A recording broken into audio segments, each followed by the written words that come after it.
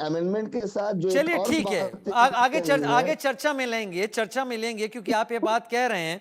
तो मेरे ख्याल से मैं जावेद अहमद साहब को बीच में लाना चाहूंगा। जावेद अहमद साहब, अभी सईद नफीरुल साहब ने कहा कि केंद्र सरकार जो उंगली डालने की कोशिश कर रही है या फिर उसकी कमाई में जो हिस्सा, तो हुबली का एक किस्सा है सितंबर 2022 का, आपको तो याद ही होगा क्योंकि आप इस संस्था के नज़दीक हैं।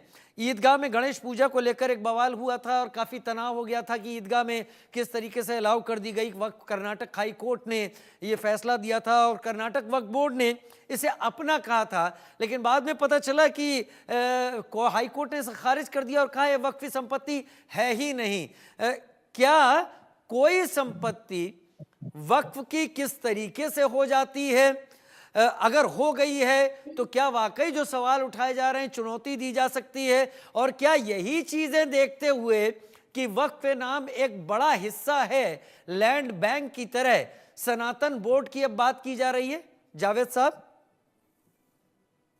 बहुत बहुत शुक्रिया। आपने उन्वान सनातन बोर्ड से शुरू किया था, वक्फ बोर्ड पे चर्चा एलोबरेट कर रहा है। नहीं, मैं ला रहा हूं सनातन पे ही। तो ठीक है, वक्फ बोर्ड पे आप कर्नाटका के केस में मैं आपको एक बहुत ही ब्रीफ आपको उदाहरण दूंगा। देखिए, जो सरकार है, मंशा सरकार की राजनीतिक हो सकती है, लेकिन हकीकत में सरकार मुसलमानों से मोहब्बत करती है और उसके हर चीज पे उसकी बड़ी गहरी नजर है, लेकिन उसका नतायज कुछ मुख्तलिफ आता है। मिसाल के तौर पे 2022 अक्टूबर में एक हुबली शहर में एक मान्यता प्राप्त, ख्याति प्राप्त 250 वर्ष मंदिर को हाईकोर्ट के आदेश पे उसको डिमोलिश कर दिया जाता है। अब ये मामला इतना ज्यादा उत्तेजित हुआ कि सरकार उसके डिफेंस में असेंबली में एक बिल लाती है जिसका नाम है रिलीजियस प्रॉपर्टी प्रोटेक्शन एक्ट।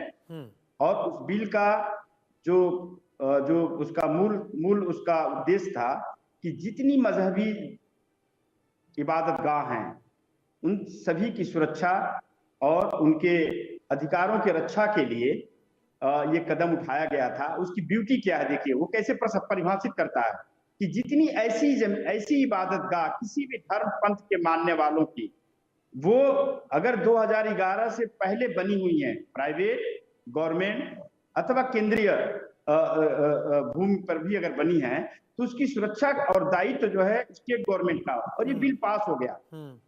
इसी के क्रम में भारत सरकार जो बिल लाई है 8 अगस्त को 2024 में, वहां पे परिभाषा बदल देती है। और परिभाषा बदलने में जो क्रक्स है पूरे बिल का, वो ये कहता है कि अगर कोई भी वक्फ की संपत्ति जिसके कागजात वेरिफिकेशन करने पर ये मालूम होता है डीएम को कि ये जमीन के कागजात वक्फ से संबंधित नहीं मिल रहे हैं, तो ये जमीन जो है स्वतः जो है सरकार की मान ली जाएगी। अब ये विरोधाभास है। सरकार अपने भी बनाए हुए कानून को, जो राज्यों का अधिकार है, 2009 में सुप्रीम कोर्ट ने एक फैसला देता है हैदराबाद के मैटर में कि राज्य को लॉ एंड ऑर्डर और जमीनों यानी लैंड से रिलेटेड जो है उसको अधिकार है। तो जब राज्यों को यह अधिकार है, जमीन की परिभाषा परिभाषित हो गई, राज्यों की जमीन की परिभाषा परिभाषित है, तो ऐसे बिल का आना वो विरोधाभास है। और रही बात सनातन बोर्ड का, इनको कल ही कैबिनेट बाय अप्रूवल से, जैसे कल इनकी भीड़ इकट्ठा हो रही है, इन्होंने बुलाया है, मैं नहीं समझता हूं कि हिंदुस्तान का कोई व्यक्ति इसके विरोध में होगा। कल ही कैबिनेट बाय अप्रूवल जो है सनातन बोर्ड का गठन होना चाहिए और तमाम मंदिर और मठों की जमीन को उससे जोड़ देना चाहिए। उदाहरण के तौर पे हर राज्यों के पास धर्म न्याय बोर्ड है। बिहार में 1950 में बना। बिहार ने तो अभी तक 29,000 एकड़ जमीन धार्मिक न्याय को दे दिया और कह दिया है अब इसको खरीद बेच नहीं सकते। तो वक्फ बोर्ड की जो अच्छाई है वो सनातन बोर्ड में आना चाहिए, और अगर व्यवस्था में कोई गड़बड़ी है तो सबको मिलकर ठीक करना चाहिए। कह रहे हैं आप सही इशारा कर रहे हैं, आप सही इशारा कर रहे हैं और आप यहाँ पर तल्ख नहीं हैं, मैं ये देख पा रहा हूँ। लेकिन हमें ये भी जानना होगा, मैं सनातन पर ला रहा हूँ, सनातन बोर्ड, क्योंकि साध्वी विश्वरूपा मेरे साथ हैं।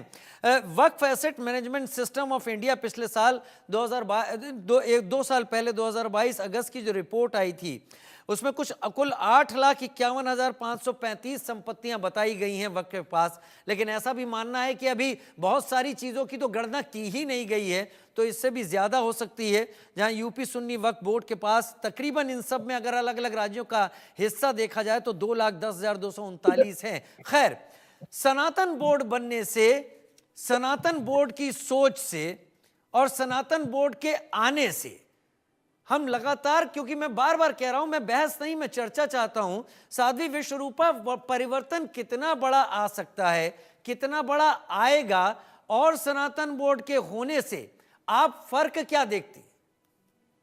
जी राजीव जी, ये बिल्कुल आपने सही एक शब्द बोला है कि कितना बड़ा परिवर्तन आएगा। तो एक तो समय आ चुका है इस परिवर्तन का, बहुत समय हो गया, मैं कहूंगी बहुत वर्ष हो गए कि बार बार ये बहुसंख्यक इतनी आबादी कह के और सनातनियों को एक डर में रहना पड़ता है। अब हमारे यहाँ मंदिरों की जो हमने सनातन बोर्ड में मांग की है कि सनातन बोर्ड क्यों होना चाहिए,